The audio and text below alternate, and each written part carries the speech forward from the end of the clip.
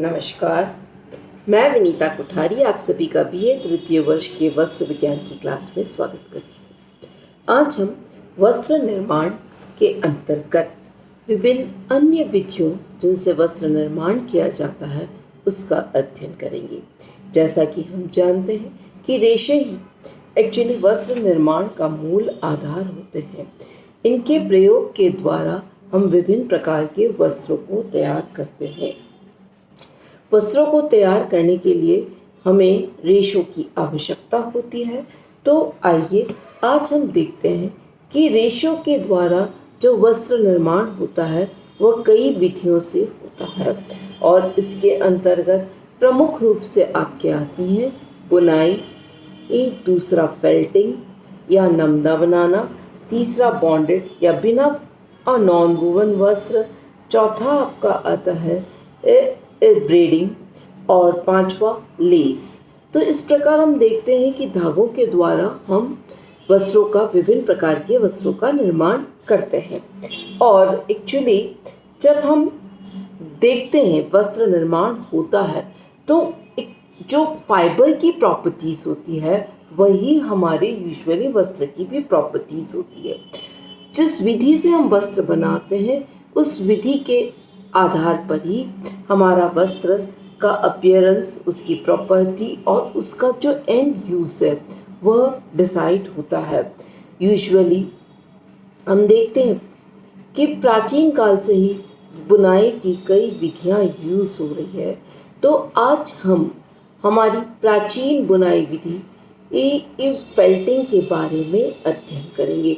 तो आज का हमारा विशेष टॉपिक है कि टाइप्स ऑफ फैब्रिक कंस्ट्रक्शन के अंतर्गत हमारा फेल्टिंग प्रोसेस। तो फेल्टिंग एक्चुअली या नमदा प्राचीन समय से ही पहले बनाया जाता है।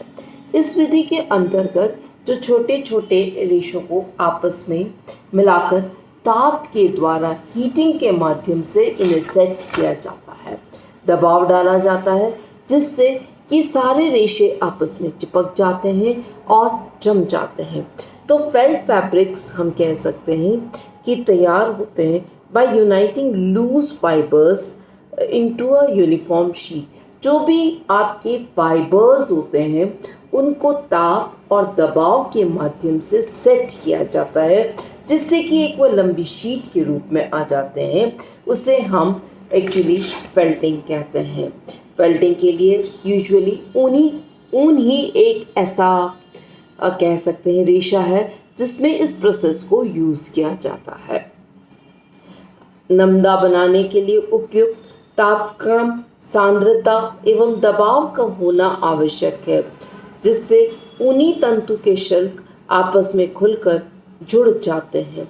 इस प्रक्रिया में दबाव व गति बराबर होती रहती है, तभी सब ऊनी तंतु आपस में जकड़कर अलग न होने की स्थिति में होते हैं। ऊनी तंतुओं में प्रत्यास्था व प्रतिस्कंदता का प्रबल गुण होने के कारण वे कुंडली नुमा बन जाते हैं जिसके कारण हमारा नमदा बहुत मजबूत बन जाता है। ऊन ही एक ऐसा तंतु है जिससे नमदा एक तरह से बनाया जाता है। यदि नमदा तैयार करने में अन्य तंतुओं को मिश्रित किया जाता है तो भी 80% तंतुओं को बांधने की क्षमता ऊनी रेशों में ही होती है। लघु तंतु तो जिनकी लंबाई 1.5 इंच से कम होती है सरलता से हम नमदों के लिए उपयोग कर लेते हैं। यूजुअली हम देखते हैं कि इस विधि में नमदा में हम ऊन को ही क्यों उपयोग में लेते हैं। तो इस विधि के द्वारा हम ऊन को इसलिए उपयोग में लेते हैं क्योंकि इसका मुख्य कारण है कि ऊनी रेशों में शल्कों का होना।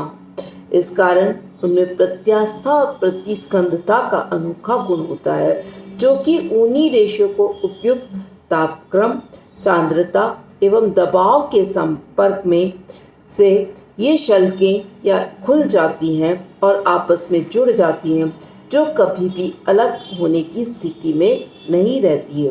कभी कभी पाइनएप्पल के पत्तों का भी ये हम नमदा तैयार कर सकते हैं। डॉक्टर लेबार्थ ने कहा है कि these come under non-woven fabrics which is much like paper and form a sheet like structure. Actually doctor लेबार्थ मानते हैं कि ये नॉन वूवन बिना बुनाई के बिना बुने वस्त्र के अंतर्गत हम इस कैटेगरी को लेते हैं, जो कि बहुत कुछ पेपर के समान दिखाई देता है और एक शीट के फॉर्म में उसकी संरचना होती है। ऊनी रेशों द्वारा सामान्यतः कंबल, पट्टू, नमदा इत्यादि वस्त्रों का निर्माण इस विधि के द्वारा किया जाता है। वर्तमान में नमदा का निर्माण मशीनों के द्वारा किया जाता है।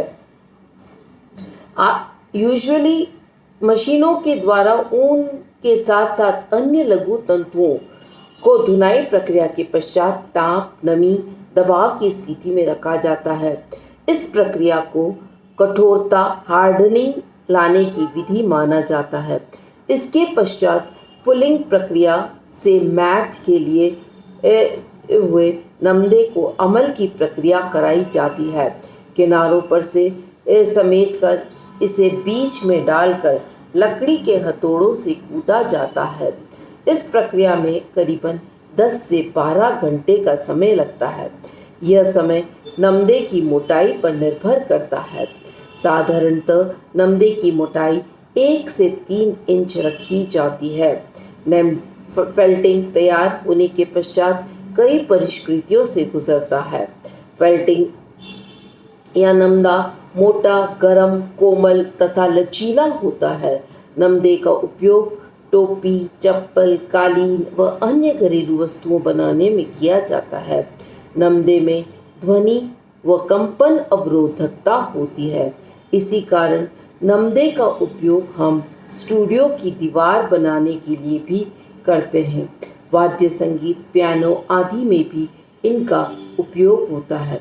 तो इस प्रकार हम देखते हैं कि हम बहुत ही आकर्षक कालीन वगैरह हम इस विधि से प्राप्त कर सकते हैं, और जो ऊन के रेशे हमारे लिए अनुपयोगी होते हैं उनको हम इस विधि के द्वारा उपयोगी बनाकर हमारे लिए हम उसका उपयोग कर सकते हैं।